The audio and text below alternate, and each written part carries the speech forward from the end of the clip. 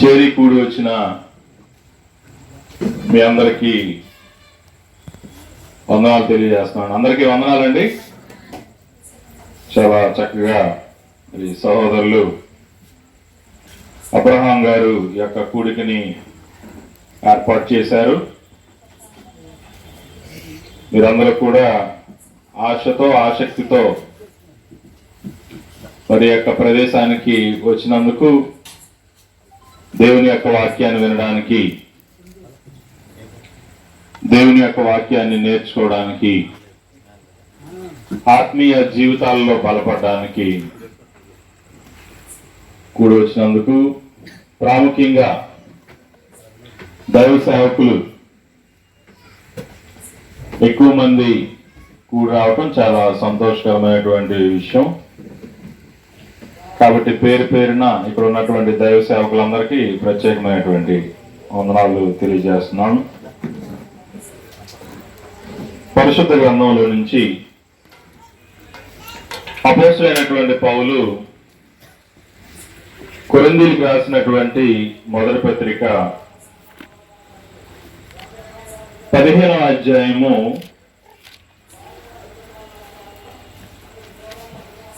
1 నుంచి 4 వచనాలు నేను చదువుతున్నానండి.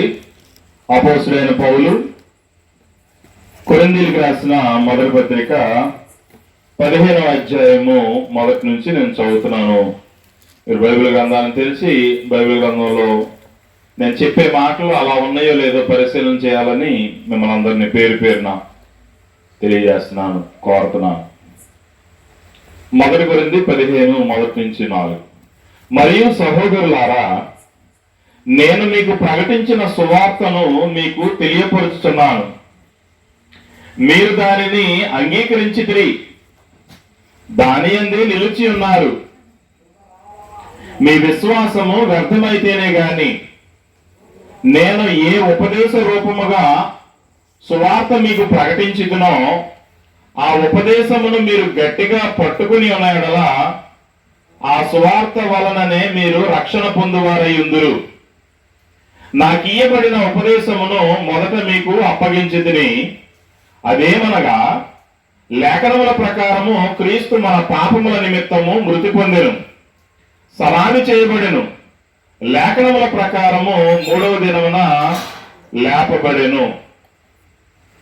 ప్రభునందు ప్రియమైన సహోదరి సహోదరులారా, ఈ రాత్రికాల సమయంలో సువార్త అనేటువంటి ఒక అంశాన్ని మీకు పరిచయం చేయాలని, మీకు తెలియపరచాలని నేను ఆశపడుతున్నాను. సువార్త అంటే కొద్దిగా ఆశ్చర్యంగా, కొద్దిగా విడ్డూరంగా కూడా ఉంటది. ఎందుకంటే మనం చిన్నప్పటి నుంచి కూడా మనం వింటున్నాం. ఇప్పుడున్నటువంటి ఈ సాంకేతిక పరిజ్ఞానం ద్వారా, మీడియా ద్వారా, వాట్సాప్లో, యూట్యూబ్లో, టీవీల్లో వింటున్నాం, చూస్తున్నాం. కాబట్టి ఎక్కువ మంది ఏమనుకోవచ్చు అంటే, సువార్త మాకు తెలుసు, సువార్త గురించి అందరూ ఎరిగిన వారమే అని అనుకుంటా ఉంటాం. కానీ బైబిల్ గ్రంథాన్ని పరిశీలన చేసినప్పుడు అపోస్తలుడైనటువంటి పౌలు కొరింథీలో ఉన్నటువంటి సంఘానికి సువార్తను గురించినటువంటి నిర్వచనాన్ని సవివరంగా 4 వచనాల్లో సువార్త అంటే ఏంటి, సువార్త యొక్క గుణలక్షణాలు ఏంటి, సువార్త ఏమై ఉన్నది అనేటువంటి విషయాన్ని కొరింథీ పత్రికలో ఆయన వివరించడం మనకి కనబడతా ఉంది. మరియు సహోదరులారా, నేను మీకు ప్రకటించిన సువార్తను మీకు తెలియపరుచుచున్నాను అన్నాడు. కాబట్టి సువార్త అంటే ప్రకటించేది, సువార్త అంటే ప్రకటించేది.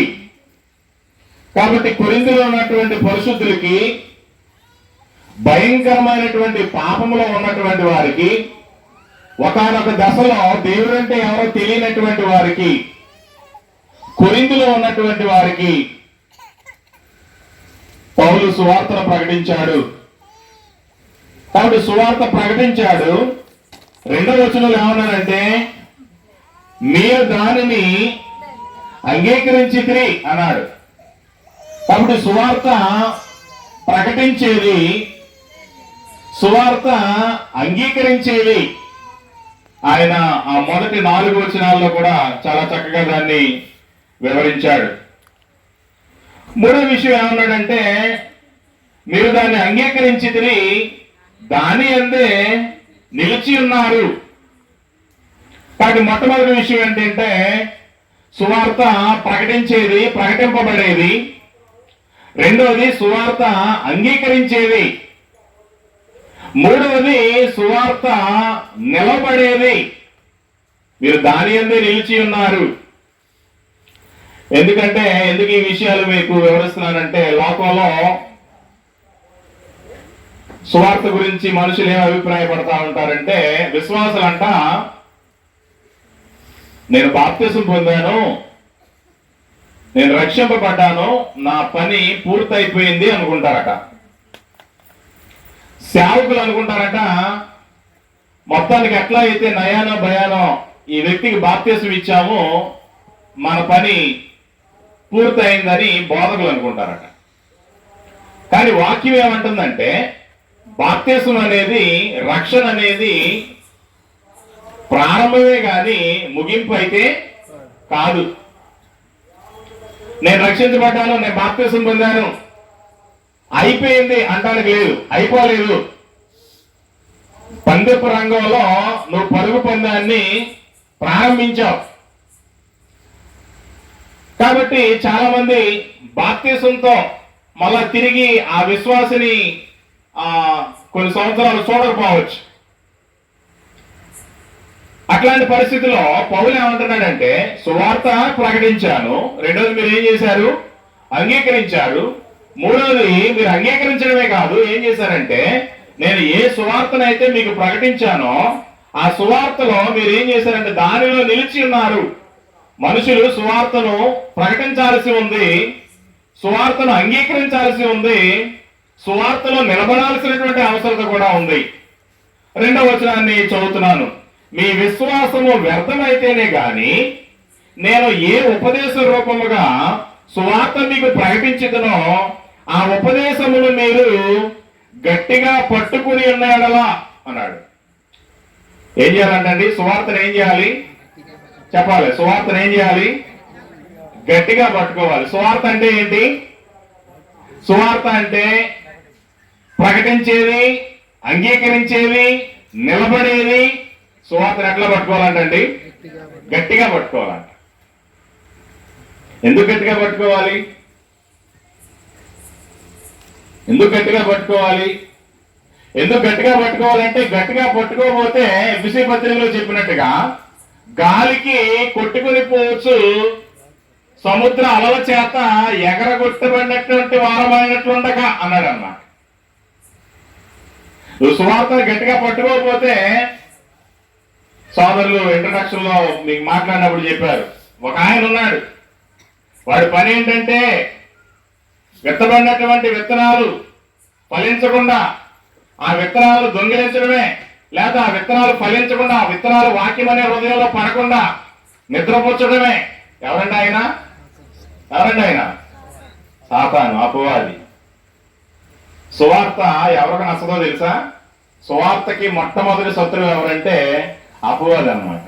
ఎందుకంటే ఆ వాక్యం అనే విత్తనం పడింది అనుకోండి, అది విత్తనం పడితే ఏమవుతుంది? మొలకెత్తుద్ది. మొలకెత్తే ఏమవుద్ది?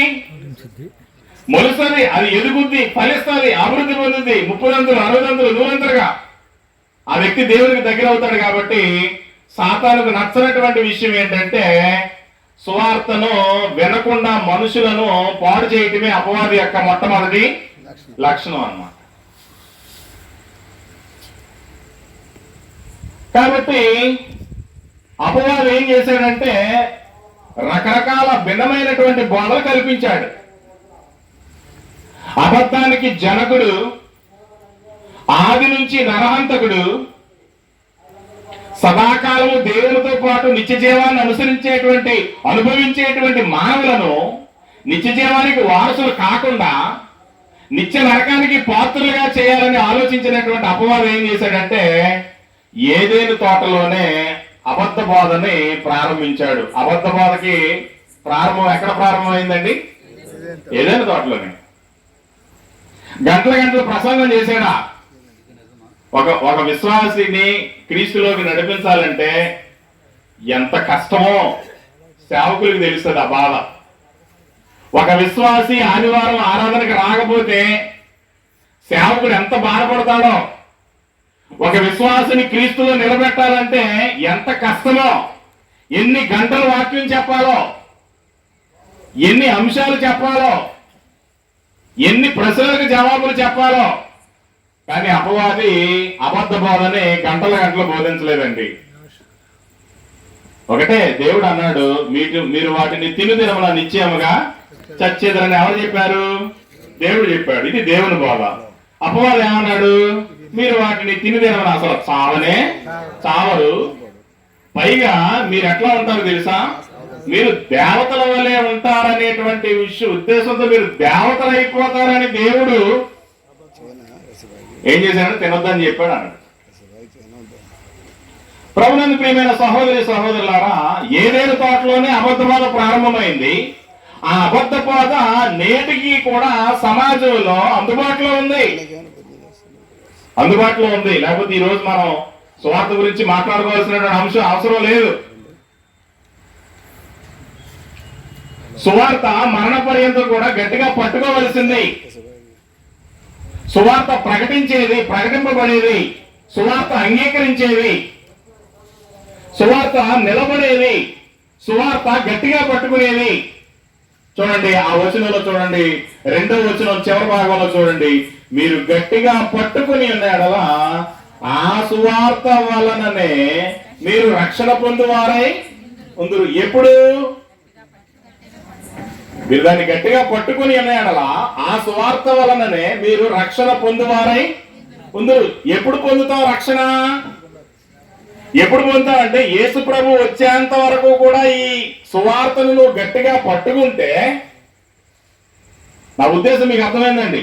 నేలలో మునిగినంత మాత్రాన, తండ్రి యొక్క కుమారుని యొక్క పరిశుద్ధాత్మ నామములో బాప్తిసం పొందినంత మాత్రాన ఇక నీకు రక్షణ రిజర్వేషన్ అయిపోయింది, ఇక కన్ఫర్మ్, ఇక నువ్వు జీవితం అంతా ఎట్లా జీవించినా గానీ ఎక్కడికి పోతావు? అసలు మునిగితే చాలు, ఆ తర్వాత ఎలా బ్రతికినా పర్వాలేదు, పరలోకానికి వెళ్తావు అని చెప్పలే దేవుడు. చెప్పాడండి? అట్లా చెప్పలేదన్న. ప్రకటన గ్రంథంలో అంటాడు, ఎప్పటి వరకు నమ్మకంగా ఉండాలంట? మరణం వరకు కూడా నమ్మకంగా. అంటే అప్పటి వరకు నువ్వు బాప్తిసం పొందిన దినం ప్రారంభించి మరణం వరకు కూడా దేని గట్టిగా పట్టుకోవాలంటే నువ్వు విన్నటువంటి సువార్తను, నువ్వు అంగీకరించినటువంటి సువార్తను, నువ్వు నిలబడినటువంటి సువార్తను గట్టిగా పట్టుకోవాలి. ఈ సువార్తను గట్టిగా పట్టుకుంటే మరణం వరకు నువ్వు నమ్మకంగా ఉంటే అసలు రక్షణ అక్కడ ఉందన్నమాట. తీర్పు దినం అంటే చాలా మంది అబ్బో అసలు ఇన్ని కోటాను కోట్ల ప్రజలకి, ఇన్ని దేశాలకి, ప్రపంచ దేశాలకి ఎన్ని గంటలు పడద్దోనండి తీర్పు అనుకుంటున్నారేమో. మత్తయి సువార్త 25వ అధ్యాయంలో చాలా సింపుల్ గా ఆ తీర్పుని యేసు ప్రభు వారు చూపించాడు. కోటాను కోట్ల ప్రజలకి తీర్పు ఎన్నో గంటలు ఉండదండి.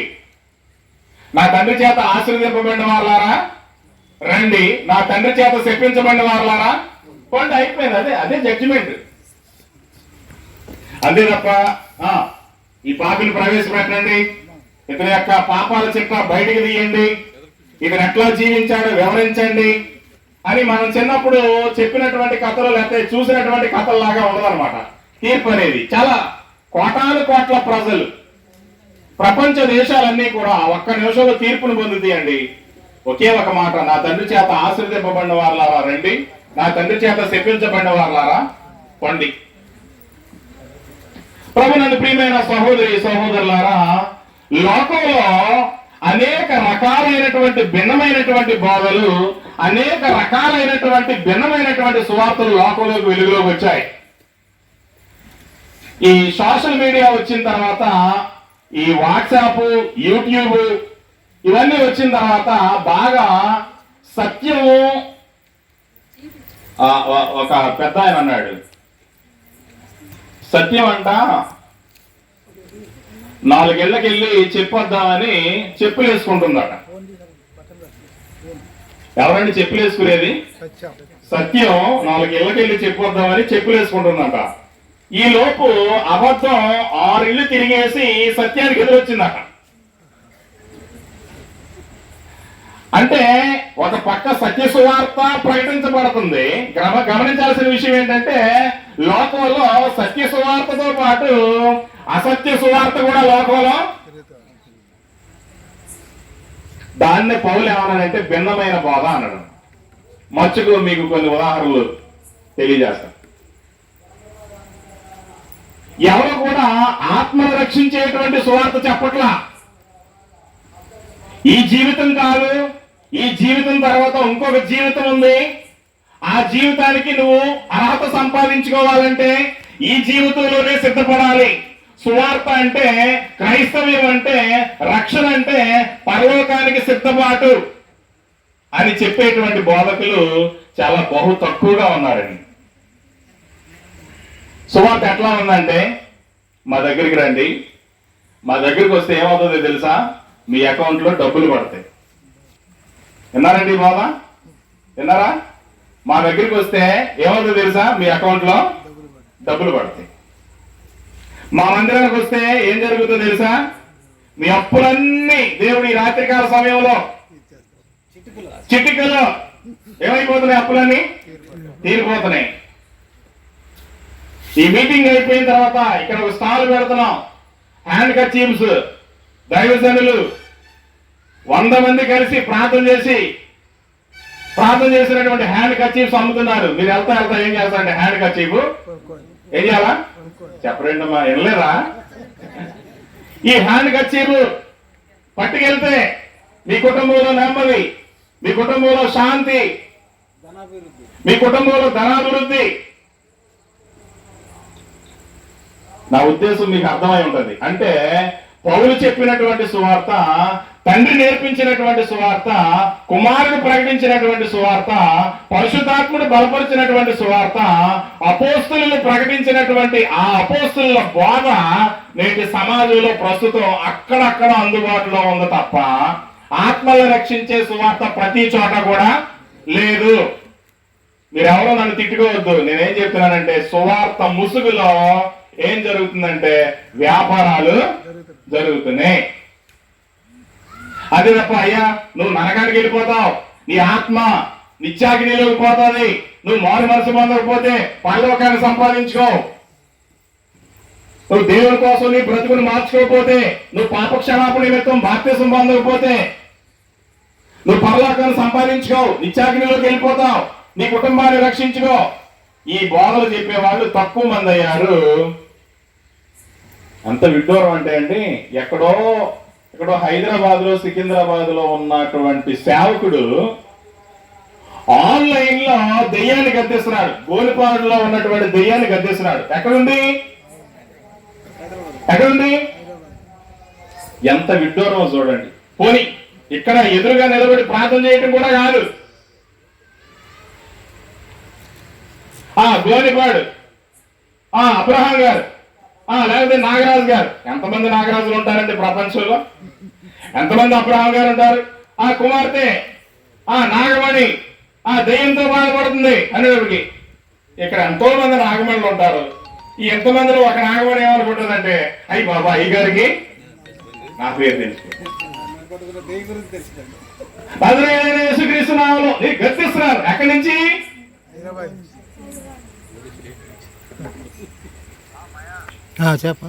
అంత విడ్డూరం అండి. మనుషులు కూడా దేనికి మొగ్గు చూపుతున్నారు తెలుసా? ఏమన్నా నా ఉద్దేశం అర్థమవుతుందా? మనుషులు దేనికి మొగ్గు చూపుతున్నారు తెలుసా? ఇక్కడ అబ్రహాం గారు ఉపవాస కూటాలు పెట్టి బాప్తిజం పొందండి, రక్షణ పొందండి, మీ జీవితాలు బాగు చేసుకోండి, మారు మనసు పొందండి అంటే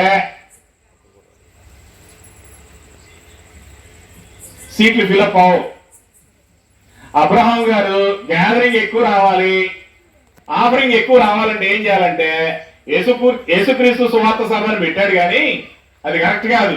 ఏం పెట్టాలంటే స్వస్థత, ఆశీర్వాద, ఉజ్జీవ, మహాసభలు.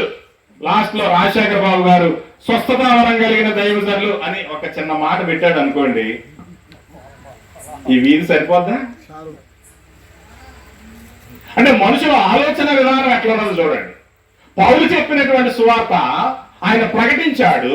ఆయన ప్రకటించినప్పుడు అనేకులు అంగీకరించారు. అంగీకరించిన వారు దాంట్లో నిలబడ్డారు.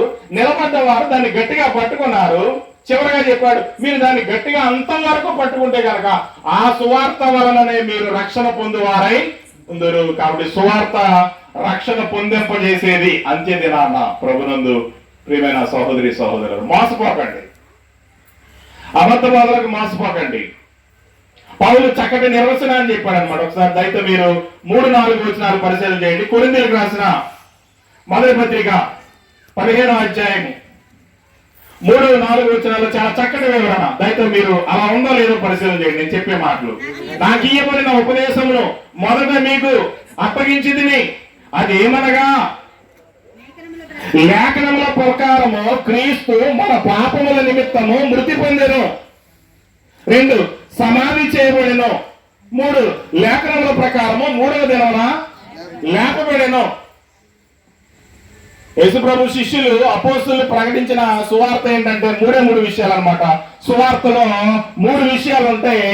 మొట్టమొదటి క్రీస్తు ప్రభు యొక్క మరణము, రెండవది క్రీస్తు ప్రభు యొక్క సమాధి, మూడవది క్రీస్తు ప్రభు యొక్క పునరుద్ధానము. సువార్త అంటే ఏంటండి?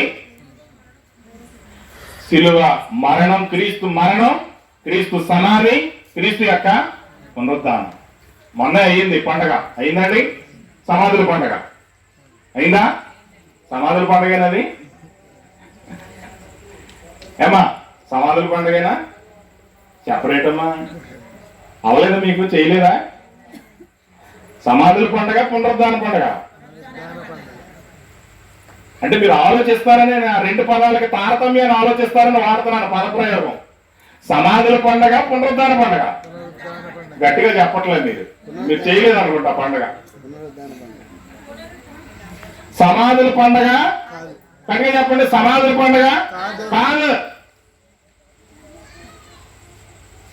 క్రీస్తు మరణం సువార్తలో మొట్టమొదటి విషయం, క్రీస్తు సమాధి సువార్తలో రెండవ విషయం, క్రీస్తు యొక్క పునరుద్ధానం సువార్తలో 3 విషయం. ఈ 3 విషయాలు కలిపి పౌలు గారు ఏమన్నారంటే సువార్త అన్నాడు అన్నమాట. సువార్తలో ఎన్ని విషయాలు ఉన్నాయండి? 3 విషయాలు ఉన్నాయి. ఏ బోధకుడైనా క్రీస్తు మరణాన్ని ప్రకటిస్తున్నాడంటే అది సత్య సువార్త. ఏ బోధకుడైనా క్రీస్తు యొక్క సమాధిని ప్రకటించాడంటే అది సత్య సువార్త. ఏ బోధకుడైనా క్రీస్తు యొక్క పునరుద్ధానాన్ని ప్రకటిస్తున్నాడంటే అది సత్య సువార్త. సత్య సువార్తకి 3 ప్రాముఖ్యమైనటువంటి అంశాలు ఉన్నాయి. అది క్రీస్తు వారి యొక్క మరణం, క్రీస్తు యొక్క సమాధి, క్రీస్తు యొక్క పునరుద్ధానం.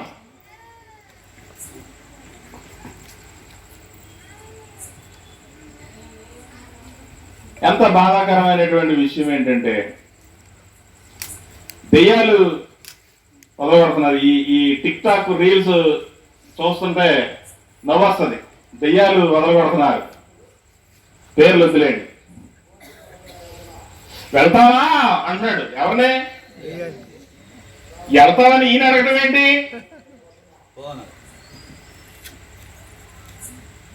ఆడే చేతులు పోయి ఎత్తి డాన్స్ చేసుకుంటా నేను వెళ్ళాలంటుంది. అంటే చూడండి ఎంత విచిత్రంగా, అసలు అంతా ఒక గేమ్, మైండ్ గేమ్ అన్నమాట. నువ్వు వెళతావని దెయ్యాన్ని అడగడం ఏంటి? దెయ్యాలు వెళ్ళగొట్టమేనా సువార్త? రోగుల్ని బాగు చేయటమేనా సువార్త? దెయ్యాలు వెళ్ళగొట్టగలిగిన వాడు దేవుడు, రోగుల్ని బాగు చేయగలిగిన వాడు దేవుడు, అద్భుత కార్యాలు జరిగించేవాడు దేవుడు. నువ్వెవరో నేనెవరిని ఆజ్ఞాపించడానికి? పౌలు అంటున్నాడు సువార్త అంటే లేఖనాల ప్రకారం ఆయన మృతి పొందాడు, అది సువార్త. లేఖనాల ప్రకారం సమాధి చేయబడ్డాడు, అది సువార్త. లేఖనాల ప్రకారం మళ్ళా 3వ దినాన్ని తిరిగి ఆయన లేచాడు.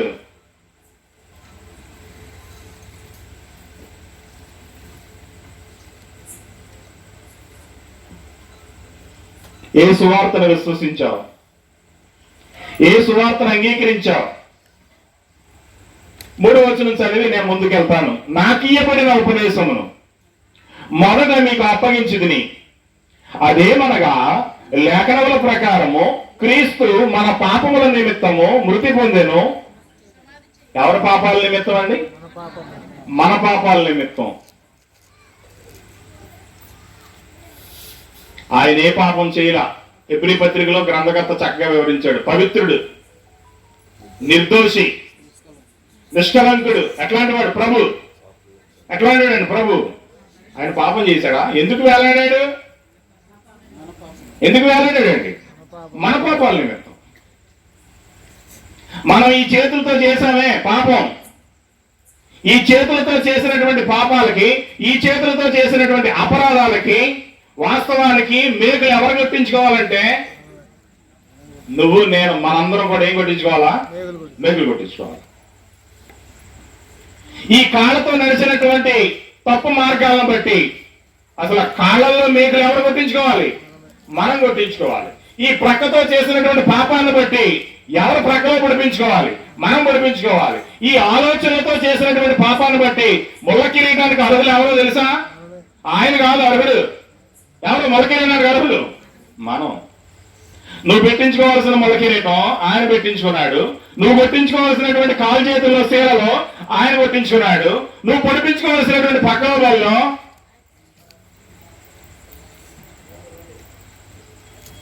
సంవత్సరానికి ఒకసారి చక్కగా పాడతాం.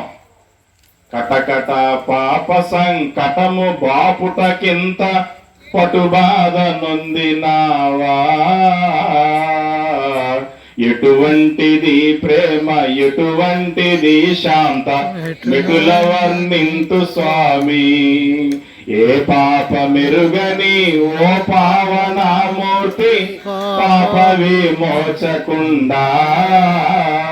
సీజనల్ సాంగ్ కాదు ఇది. ఏ సీజన్ లో పాడతాం ఈ పాటలు? చెప్పండి అమ్మా. ఏ సీజన్ లో పాడతాం?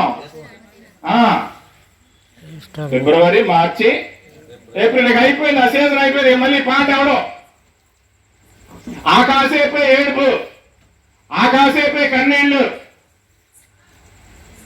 ఆకాశేపే 7 మాటలు. మళ్ళీ సంవత్సరం వచ్చేదాకా శ్రమదినాల పాటలండి అయ్యి. మనమే రాసినట్టు పురుషోత్తం సోదరు కూడా చెప్పలేదు అట్లా. ఏం పాటలు అయ్యి? శ్రమదినాల పాటలు. శ్రమదినాల పాటలు కాదు. నువ్వు రోజు తెల్లవారు లేచింది మొదలుపెట్టి, ప్రభువా నువ్వు నాకు ఇచ్చినటువంటి పాప క్షమాపణ బట్టి నీకు స్తోత్రాలు. తండ్రి నీ కుమారుని పంపినందుకు నీకు స్తోత్రాలు. నా నిమిత్తం నేను ఎక్కాల్సినటువంటి శిలువ ఎవరెక్కారు? ఆయన ఎక్కించినందుకు నీకు స్తోత్రాలు. నువ్వు ఇచ్చినటువంటి రక్షణ భాగ్యాన్ని బట్టి నీకు స్తోత్రాలు. సీజనల్ గా పాడి 4 కన్నీరు గార్చి అసలు ఏడుస్తూ పాడే వాళ్ళు కూడా ఉన్నారు ఆ పాటలు. ఎందుకు మరణించాడో తెలుసా? చాలా క్లియర్ గా చెప్పాడు. ఎందుకు మరణించాడంటే మన పాపముల నిమిత్తము. ఎవరి పాపాల నిమిత్తం అండి? మన పాపాల నిమిత్తం. కాబట్టి క్రీస్తు మరణం నీకు సువార్త అయింది, క్రీస్తు సమాధి నీకు సువార్త అయింది, క్రీస్తు యొక్క పునరుద్ధానం నీకు సువార్త అయింది. సువార్త అంటే అంటే మంచి, వార్త అంటే మాట, మంచి వార్త అయింది. ఎవరి మరణం? క్రీస్తు మరణం నీకు మంచి వార్త అయింది. క్రీస్తు సమాధి నీకు మంచి వార్త అయింది. క్రీస్తు పునరుద్ధానం నీకు మంచి వార్త అయింది. మనం హిందూ దేశంలో ఉన్నాం కదా. ఎవరైనా చచ్చిపోయారంటే దాన్ని సువార్త అంటారమ్మా? ఎవరన్నా చనిపోతే సువార్త అంటామా మనం? మరేమంటాం? అశుభం, కీడు వార్త. చిన్నప్పుడు పలానా రోజు కార్యం పెట్టుకున్నాం అని పోస్ట్ కార్డు వచ్చేది. ఏం చేసేవారు తెలుసా? దాని వెంటనే చింపేసి పోలేసారు. ఎందుకని? కీడు వార్త, సావు వార్త, కీడు వార్త. హిందూ దేశంలో సావు వార్త ఏ వార్త? కీడు వార్త. అసలు సమాధి చేసిన తర్వాత స్నానం చేయకుండా ఇంటికి వచ్చేవాళ్ళు ఎంతమంది? నలుగురితో స్నానం చేయకుండా ఇంటికి వస్తే ఏమొస్తుంది? చెప్పరేటండి, ఏమొస్తుంది? మైలు, కీడు. మైలు స్నానం చేయాలి, మైలు భోజనం తినాలి, అప్పుడు ఏం పోతుంది? కీడు పోతుంది. కానీ క్రీస్తు ఏమన్నాడంటే, ఇదిగో నా మరణం నీకేమైందో తెలుసా?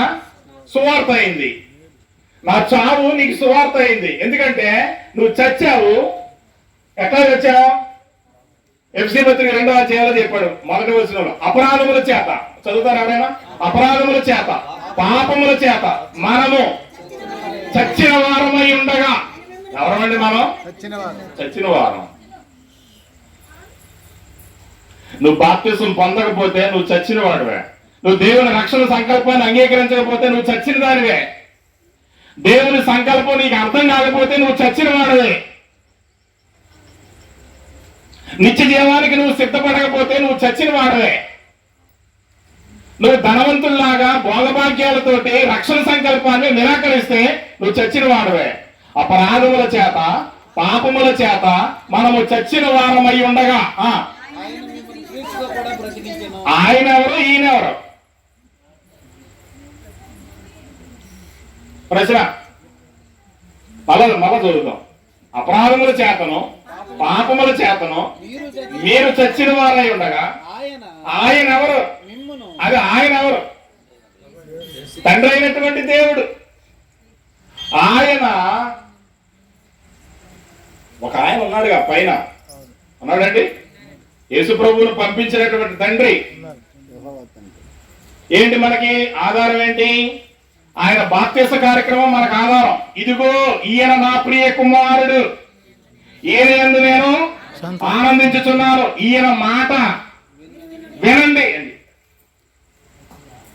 దేవత్వంలో ముగ్గురు వ్యక్తులు కూడా కనపడతారు అన్నమాట. తండ్రి అక్కడ మాట్లాడుతున్నాడు, కుమారుడు ఎక్కడున్నాడు? ఒడ్డునున్నాడు. పరిశుద్ధాత్మ పావురము వలె దిగొచ్చింది అనమాట. దేవత్వంలో ఉన్నటువంటి ముగ్గురు వ్యక్తులు కూడా మనకు ఆ పిక్చర్ లో.